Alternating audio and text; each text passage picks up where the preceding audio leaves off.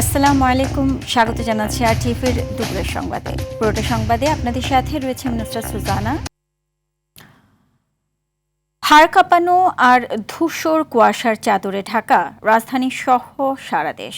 ঢাকায় এবছরে সর্বনিম্ন 12.5 ডিগ্রি তাপমাত্রা রেকর্ড করা হয়েছে। রাজশাহী, নওগাঁ ও পাবনায় দেশের সর্বনিম্ন 9 ডিগ্রি তাপমাত্রা। আবহাওয়া অধিদপ্তর বলছে, চলতি মাসে 1 থেকে 2টি তীব্র শৈত্যপ্রবাহে 4 থেকে 6 ডিগ্রিতে তাপমাত্রা নেমে আসার সম্ভাবনা আছে। জবুথুবু শীতে স্থবির জনজীবনে অসহায় ছিন্নমূল মানুষ। শাকিবুর রহমানের রিপোর্টে থাকছে বিস্তারিত। ঘন কুয়াশায় ঢেকে আছে চারপাশ। ভোর হলেও দেখা মেলেনি সূর্যের। কুয়াশার ভেতর দিয়ে হেঁটে চলা শুরু হাড় কাঁপানো শীত উপেক্ষা করে। তীব্র শীত শহর জুড়ে নামিয়ে এনেছে এক নিষ্ঠুর নীরবতা। ঘন কুয়াশায় দিনের বেলাতেও হেডলাইট জ্বালিয়ে চলতে শুরু করেছে গাড়ি। রাজধানীবাসী বলছে, সব বছরের রেকর্ড ভাঙিয়ে দিয়েছে এবারের শীত। এবার আবহাওয়া খুবই ভয়াবহ। বলা যায় যে প্রতিবারের চাইতে এবারের অনেক শীত। আমিও ঢাকায় আছি অনেকদিন যাবত, কিন্তু এবছরের শীতটা একটু বেশি। এমন শীতে সবথেকে বেশি ভোগান্তিতে দিনমজুর আর খেটে খাওয়া মানুষ। তাই তো রিক্সা চালানো বাদ দিয়ে আগুন জ্বালিয়ে একটু নেয়ার চেষ্টায় রিক্সা চালক পলাশ। এবার বছরে প্রচুর শীতের কারণে তো চালান যায় না, আগুন পোড়ানোর লেগে আইলাম মামা। শীতের জন্য না, শুধু এখানে একটু রিল্যাক্সও করতে আসছি, যেমন আমাদের বাড়িঘর তো নাই। আবার কেউ কেউ রাস্তায় আগুন জ্বালিয়েছে কিছুটা শীত নিবারণের চেষ্টায়। পুরো ঠান্ডা গেছে, হাত পাও ঠান্ডা, না পারে আগুন ধরাইছি। রাস্তাঘাটে মানুষ খুবই কম বাইরে, অবস্থা খুবই খারাপ, ইনকাম কম। সারাদিন যে পরিশ্রম করি এই শীতের জন্য করতেই না, এই জন্য আগুন ধরাইছি।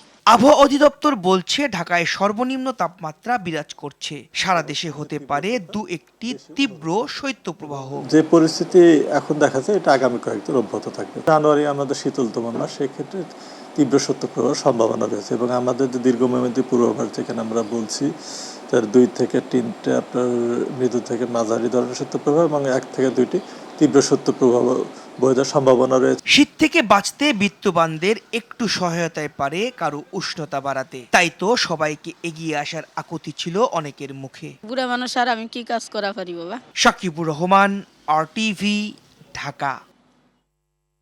দর্শক, শীতের আরও খবর জানাতে পঞ্চগড় থেকে সরাসরি যুক্ত হচ্ছেন সহকর্মী মোহাম্মদ হারুনুর রশিদ। হারুন, জানতে চাচ্ছি যে পঞ্চগড়ে কি সূর্যের দেখা মিলেছে কিনা, আর সেখানে শীতের প্রভাব কেমন দেখছেন জানাবেন। সুজানা যেমনটি বলছিলেন, আসলে উত্তরের এই জেলাটি একটি শীতপ্রবণ জেলা হিসেবে পরিচিত। সারা দেশের থেকে সর্বনিম্ন তাপমাত্রাও এখানে বয়ে যায়। তো আমরা দেখেছি যে গত কয়েকদিন থেকে এখানে মৃদু শৈত্যপ্রবাহ বয়ে যাচ্ছে। বিশেষ করে এখানে 9 থেকে 10 ডিগ্রিতে তাপমাত্রা ওঠানামা করছে গত 3 দিন থেকে। এর আগে কিন্তু ডিসেম্বর মাসে আমরা দেখেছি যে এখানে টানা 9 দিন মৃদু শৈত্যপ্রবাহ চলে গেছে। তখন কিন্তু আসলে মানুষের জীবনে একটা প্রভাব পড়েছে। এখনও যে শীতের যে প্রভাবটি আমরা লক্ষ্য করেছি, যে সকালবেলা ভোর থেকে কিন্তু আজকেও এখানে ঘন কুয়াশা দেখা গেছে। তবে সকাল 10টার দিকে যখন সূর্য উঠেছে তখন শীতের তীব্রতা কিছুটা কমেছে। তবে মাঝে মাঝে এখানে উত্তরের হিমেল হাওয়া যে বয়ে যাচ্ছে, তখন কিন্তু শীতের যে ঠান্ডা, এই ঠান্ডায় কিন্তু মানুষের শরীর হিম শীতল হয়ে যাচ্ছে, সেই সাথে কিন্তু মানুষ কাবু হয়ে যাচ্ছে। এখন পর্যন্ত আমরা দেখেছি সকাল 9টায় এখানকার যে আবহাওয়া অফিসের ভারপ্রাপ্ত কর্মকর্তার সাথে কথা বলেছিলাম। তিনি বলেছেন যে আসলে 10.2 ডিগ্রি তাপমাত্রা সকাল 9টায় এখানে রেকর্ড করা হয়েছে। এখানে আরেকটি প্রভাব লক্ষ্য করা যাচ্ছে যে এখানে দিনে এবং রাতের যে তাপমাত্রার ব্যবধান, এটাও কিছুটা কমে আসছে। এখানে সর্বোচ্চ তাপমাত্রা এখানে 14 ডিগ্রিতে নেমে এসেছিল এবং সর্বনিম্ন তাপমাত্রা এখানে 8 ডিগ্রিতে নেমে এসেছিল।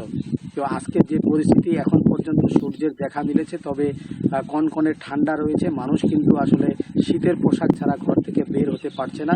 এর প্রভাবেই কিন্তু আজকে আমরা জি, ধন্যবাদ আপনাকে। বেগম খালেদা জিয়ার দেখানো পথে দেশকে নতুন দিগন্তে নিয়ে যাবেন তারেক রহমান, এমন মন্তব্য করেছেন বিএনপির সিনিয়র যুগ্ম মহাসচিব রুহুল কবির রিজভী। তিনি বলেন, বেগম জিয়ার আদর্শ ও তার দেখানো পথ ধরেই এগিয়ে যাবে বিএনপি। সকালে রাজধানীর জিয়া উদ্যানে শহীদ রাষ্ট্রপতি জিয়াউর রহমান ও বেগম খালেদা জিয়ার সমাধিতে মহিলা দলের নেত্রীদের সঙ্গে শ্রদ্ধা জানানো শেষে এসব কথা বলেন তিনি। অভিযোগ করেন, কারাগারে ইচ্ছাকৃতভাবে ভুল চিকিৎসা দিয়ে বেগম খালেদা জিয়াকে মৃত্যুর দিকে ঠেলে দেওয়া হয়েছিল, যা ছিল অশুভ কারসাজি। এদিকে মৃত্যুর চতুর্থ দিনেও বেগম জিয়াকে শ্রদ্ধা ভরে স্মরণ করছে জাতি। সহ্য করে, অত্যাচার সহ্য করে তিনি তার পতাকাকে উড্ডীন রেখেছিলেন। সেই যে আদর্শ, যে নৈতিকতা, যে অঙ্গীকার জনগণের কাছে দিয়েছিলেন, তার যে রেখে যাওয়া আদর্শ, সেই আদর্শ এত উঁচু মাত্রার নৈতিক বৈশিষ্ট্য ধারণ করে। আমরা সেই পথ ধরে, তার দেখানো পথ ধরেই আমরা এগিয়ে যাব। দর্শক, জিয়া উদ্যান থেকে সরাসরি যোগ দিচ্ছেন সহকর্মী রুদ্র রফিক। জিয়া উদ্যানে শ্রদ্ধা জানাতে আসা মানুষের উপস্থিতি কেমন দেখছেন এবং তারা কি বলছেন?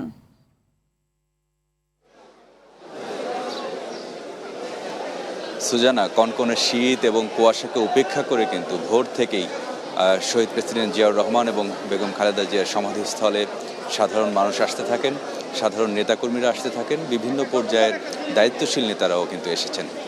আমরা নেতাকর্মীদের সঙ্গে কথা বলেছি, তারা আসলে যেটি বলছেন, বেগম খালেদা জিয়া আসলে তাদের একটি আবেগের জায়গা। তিনি চলে গেছেন 4 দিন হলো।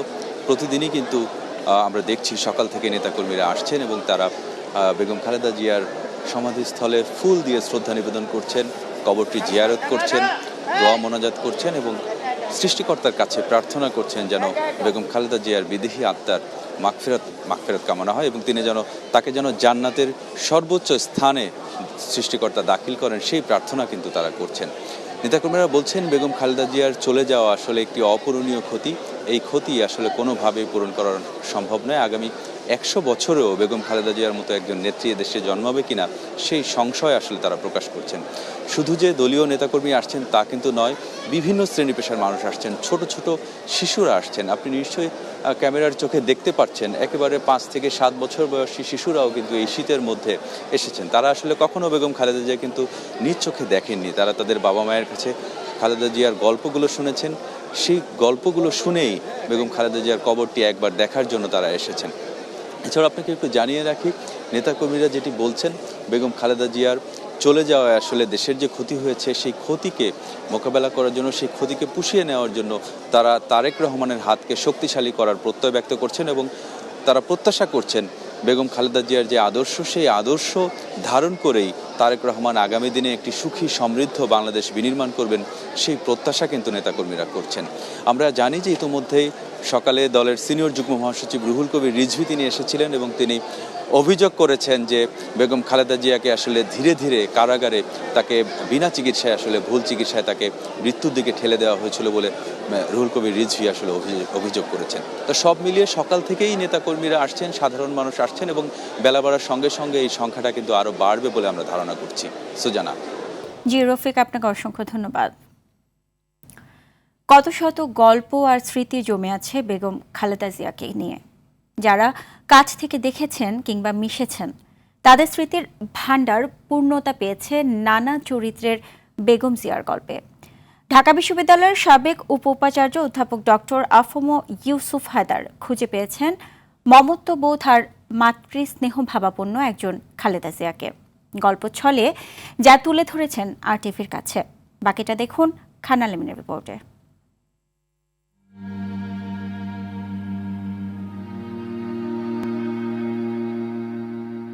চলে যাওয়া মানে প্রস্থান নয়, মহিষীর প্রস্থান হলে তার না থাকা জুড়ে বেশি কিছু থেকে যায়। বেগম খালেদা জিয়া কত কিছুই না রেখে গেছেন, সেই গল্পের ভাণ্ডার যে ফুরুবার নয়।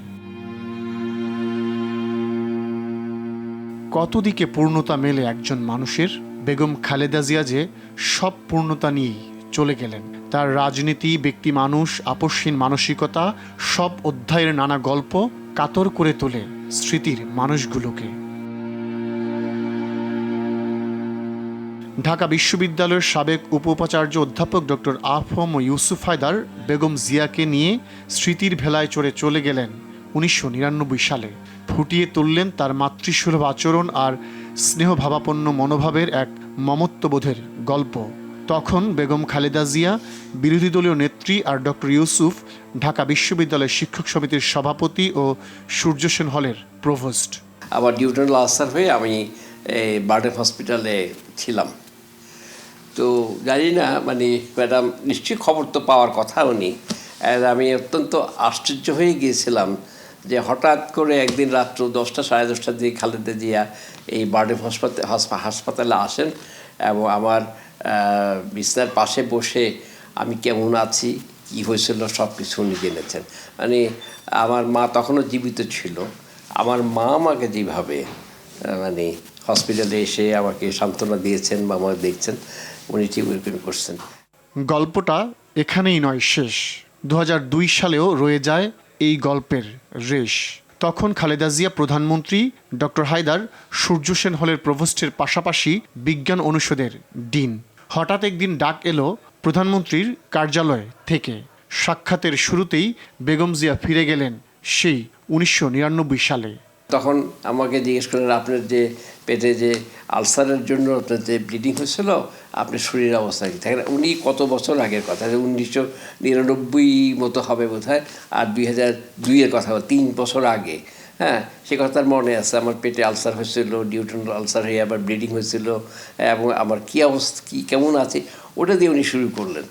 আমি কিছুক্ষণ চিন্তা করলাম যে ভদ্রমহিলার স্মরণশক্তি কত প্রখর এবং পুরি জিনিসটা উনি ভিভিডলি মনে রেখেছেন। পরে বেগম জিয়ার ইচ্ছা ইউসুফ হায়দার দায়িত্ব নিলেন উপ-উপাচার্যের। কাছে যাওয়ার সুযোগ হয়েছে বারবার।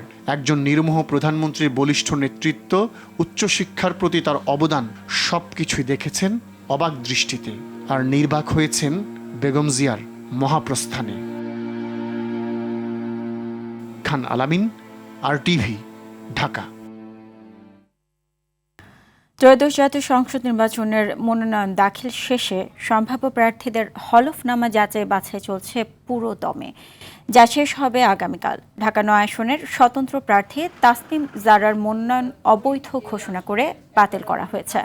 ঢাকা 10 আসনে বিএনপি মনোনীত প্রার্থী শেখ রবিউল আলমের মনোনয়ন বৈধ ঘোষণা করা হয়েছে। এছাড়া ঠাকুরগাঁও 1 আসনে বিএনপি মহাসচিব মির্জা ফখরুল ইসলাম আলমগীরের মনোনয়নপত্র বৈধ ঘোষণা করা হয়েছে। নেত্রকোনা 1 আসনে ব্যারিস্টার কায়সার কামালের মনোনয়ন বৈধ ঘোষণা করেছে রিটার্নিং কর্মকর্তা। দিনাজপুর, বরিশাল, ময়মনসিংহ, শরীয়তপুর ও চুয়াডাঙ্গায় শেষ হয়েছে মনোনয়ন যাচাই বাছাই। রিটার্নিং কর্মকর্তাদের আদেশের বিরুদ্ধে কমিশনে আপিল দায়ের করা যাবে 5 থেকে 9 জানুয়ারির মধ্যে। প্রার্থীদের হলফনামায় ঋণ খেলাপি, আয়কর জটিলতা, ভুল তথ্য বা 1% ভোটারের সমর্থনে অসঙ্গতি থাকলে মনোনয়নপত্র বাতিল হতে পারে। এদিকে ঢাকা জেলার 20টি আসনের জন্য দাখিলকৃত 238টি মনোনয়নপত্র যাচাই বাছাই করা হবে আজ। রাজধানীর সেগুনবাগিচা ও আগারগাঁওয়ে এই বাছাই প্রক্রিয়া অনুষ্ঠিত হবে। মনোনয়ন যাচাই বাছাই কার্যক্রমের বিষয়ে জানাতে রাজধানীর সেগুনবাগিচায় বিভাগীয় কমিশনের কার্যালয় থেকে যুক্ত হচ্ছেন সহকর্মী শামীম চৌধুরী। শামীম, মনোনয়নপত্রের যাচাই বাছাই নিয়ে সর্বশেষ কি তথ্য আছে আপনার কাছে, আমাদেরকে বিস্তারিত জানাবেন। মনোনয়নপত্র যাচাই বাছাই কিন্তু এখনো চলছে। অনেকে বাচ্চাদেরকে নিয়ে আসছে মাসুদ ভাই। ঢাকা মোট 20টি আসনের মনোনয়নপত্রের যাচাই বাছাইয়ের কাজ এই বিভাগীয় কমিশনারের কার্যালয়ে চলবে। বাকি 5টি আসনের যে যাচাই বাছাই সেটি ঢাকা জেলা প্রশাসকের কার্যালয় থেকে করা হবে এবং আরো যে 2টি থাকে সেই 2টি হচ্ছে আগারগাঁও নির্বাচন কমিশনারের কার্যালয় থেকে যাচাই বাছাই করা হবে। সকালবেলা থেকে আমরা দেখতে পাচ্ছি এখানে বিভিন্ন দলের প্রার্থীরা এখানে এসেছেন এবং তাদের মনোনয়নপত্র যে যাচাই বাছাই চলছে সেটি বৈধ ঘোষণা করা হচ্ছে কিনা সেই বিষয়গুলো তারা এখান থেকে নিশ্চিত হয়ে আমাদের সঙ্গে কথা বলে গিয়েছেন। আপনি যেমনটা বলেছিলেন যে ঢাকা 10 আসনে শেখ রবিউল আলম রবি এসেছিলেন, কিছুক্ষণ আগে কিন্তু আমজনতা পার্টির তারেক রহমান উনিও কিছুক্ষণ আগে এসেছিলেন। আমরা দেখেছি ঢাকা 14 আসনের আলোচিত 2জন প্রার্থী তুলি এবং জামায়াতের প্রার্থী আরমান, উনিও কিন্তু ব্যারিস্টার আরমান, উনি কিন্তু এখানে এসেছিলেন কিছুক্ষণ। জি শামীম, আপনাকে ধন্যবাদ। ত্রয়োদশ জাতীয় সংসদ নির্বাচনকে সামনে রেখে আলোচনায় এখন শীর্ষ প্রার্থীদের সম্পদের বিবরণ। চুলচেরা বিশ্লেষণে কিছু প্রার্থীর হলফনামায় বার্ষিক আয় নিয়ে তৈরি হয়েছে বিতর্ক। বড় 5টি রাজনৈতিক দলের 10 শীর্ষ নেতার মধ্যে 7 জনেরই মাসিক আয় লাখ টাকার কম। তবে প্রশ্ন থেকেই যায়, হলফনামায় দেওয়া তথ্য কতটা যাচাই করা হয়, আর এসব তথ্য ভোটের বাক্সে কতটা প্রভাব ফেলবে। সাদিয়া কানিজের রিপোর্টে থাকছে এরই বিস্তারিত।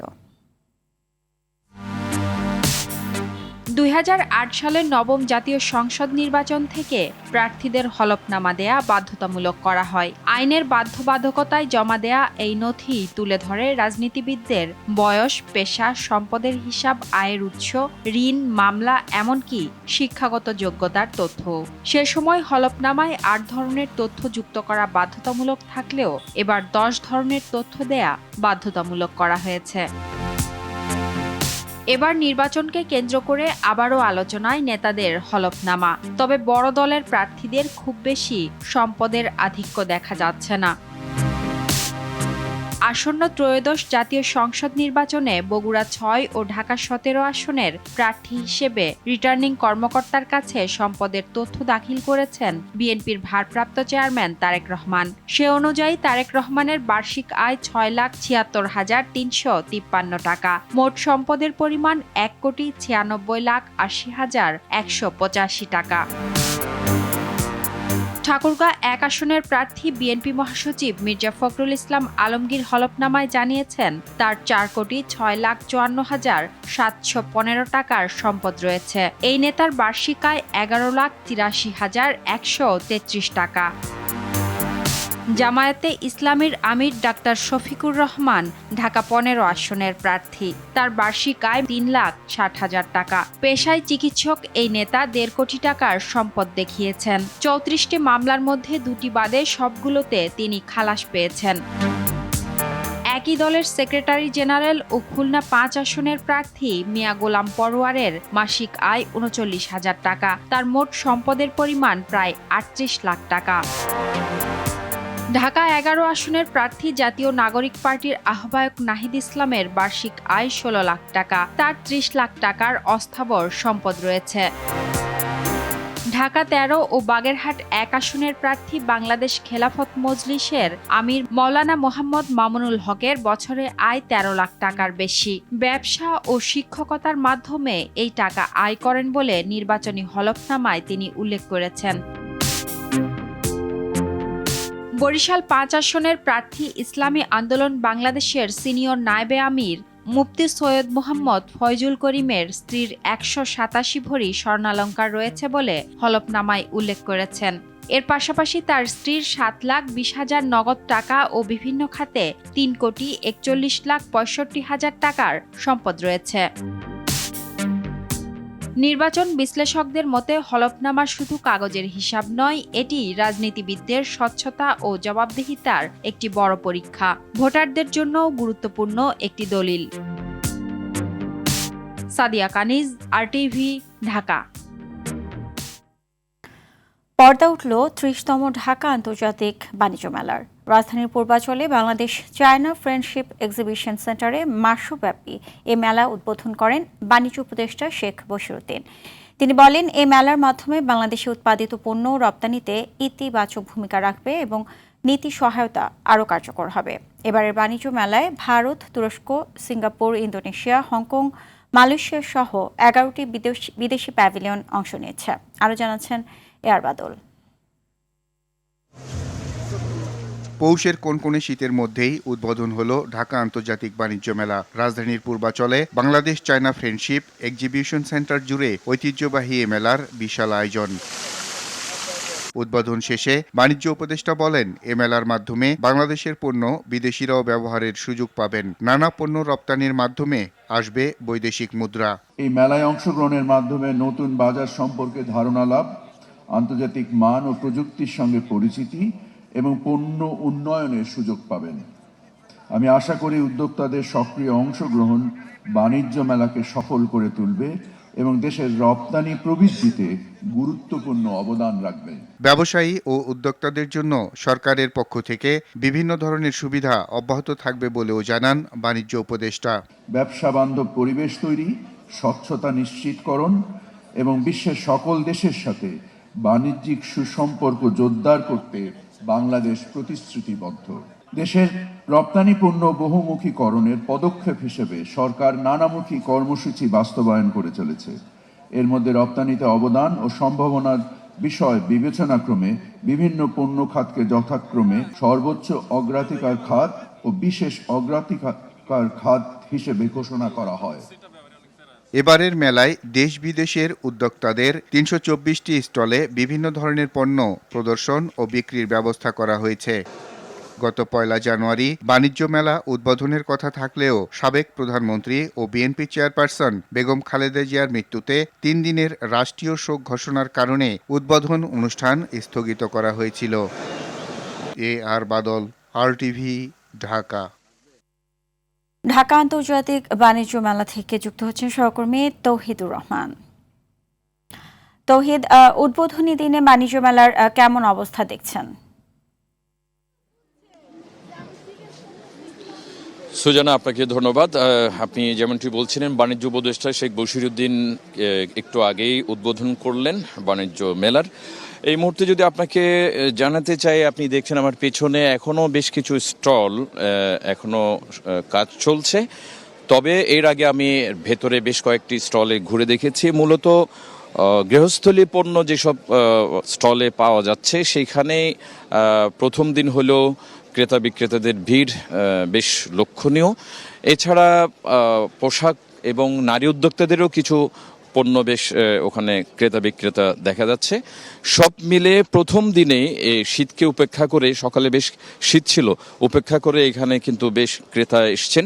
তারা আশা করছেন এবং ক্রেতাদের একটা কথা বলেছেন যে আন্তর্জাতিক বাণিজ্য মেলা সেটা যাতে আন্তর্জাতিক মানের হয় সেই দিকটা দৃষ্টি রাখার জন্য তারা আহ্বান জানিয়েছেন। সব মিলিয়ে সবাই যারা এসছেন ক্রেতা বিক্রেতারা সবাই আয়োজনে সন্তুষ্ট। আশা করবেন তারা পুরো মাসব্যাপী যে মেলা হবে সেই মেলাটাই সুন্দরভাবে সুচারুভাবে সম্পন্ন হবে। সুজানা। জি, আপনাকে ধন্যবাদ।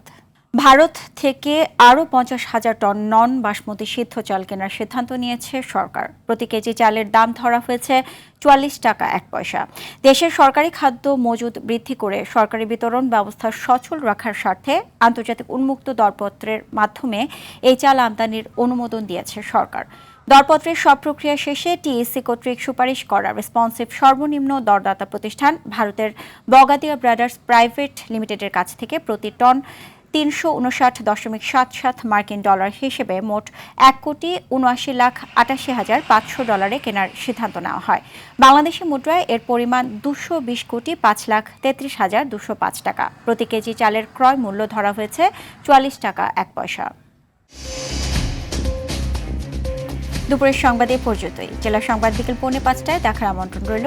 এতক্ষণ সাথে থাকার জন্য সবাইকে ধন্যবাদ।